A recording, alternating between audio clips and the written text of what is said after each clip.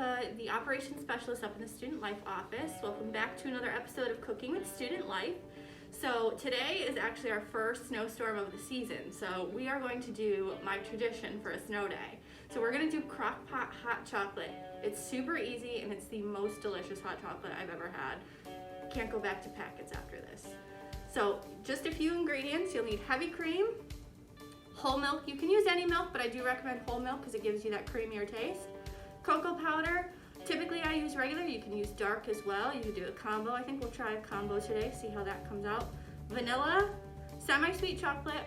You can use a bar and chop it up. I typically have chocolate chips in the closet though, so I usually just grab from here. And then sugar. And what we're gonna do is everything's going right in the crock pot. So it's 2 cups of heavy cream. So it'll be this whole little, what's it, a pint when there's 2 cups in there? And I use these crock pot liners. It makes cleanup so much easier because then you don't have to clean up. You just pull the bag out and throw it out, which is so much easier. 6 cups of milk. You can also cut this recipe in half if you don't intend on drinking that much or have that many people. It's super easy to cut in half because the measurements are very whole. That was terrible.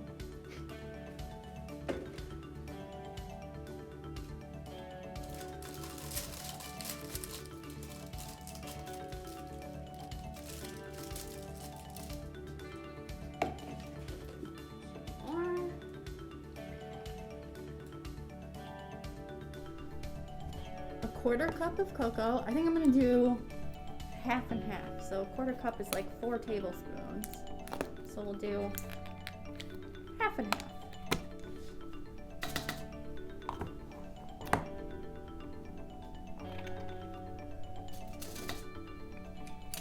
Okay. 2 teaspoons of vanilla.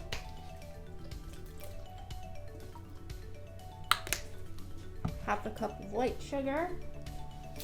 And then what we're gonna do before we add in the chocolate is we're gonna give it a really good whisk because the cocoa tends to sit on top. You don't want it sitting all on top. You wanna try and mix it in as best you can. So we're just gonna give this a good whisk.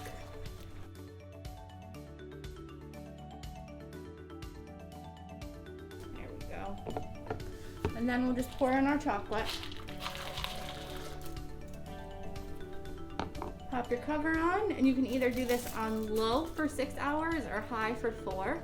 And then you're just going to want to come in about every hour and whisk it. Otherwise, your chocolate will end up burning to the bottom. So just give it a good whisk about every hour.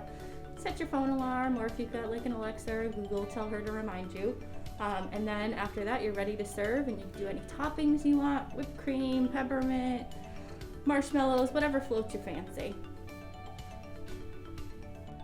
So we've had this in the crock pot for 4 hours on high now. I've whisked it once an hour, and since it's our final hour, I'll whisk it one last time, and then we'll be good to go. You do get a little bit of chocolate buildup at the top. It's just the melted chocolate chips making their appearance, so don't be alarmed. Just give it a really good whisk to mix everything together really well. All right, and we will get to serving. I usually use a ladle. Tends to be the easiest way, at least personally, to get it out. And what's really nice with this recipe is you can keep it in the fridge for another 5 to 7 days in a container, an airtight container. And then what I end up doing is I just take a mug, I pour out how much I want, put it in a saucepan, heat it on the stove for a little bit. You could also microwave it. So this way, if you don't drink as much as you thought you would the first day, you still have it for a few more. So that is good to go. I'm going to add some whipped cream. You can do any toppings you like. I also like to use coffee creamers, especially during the holiday season. Good peppermint hot chocolate. Throw in a little peppermint creamer. You're good to go. Candy canes, caramel, whatever your choice.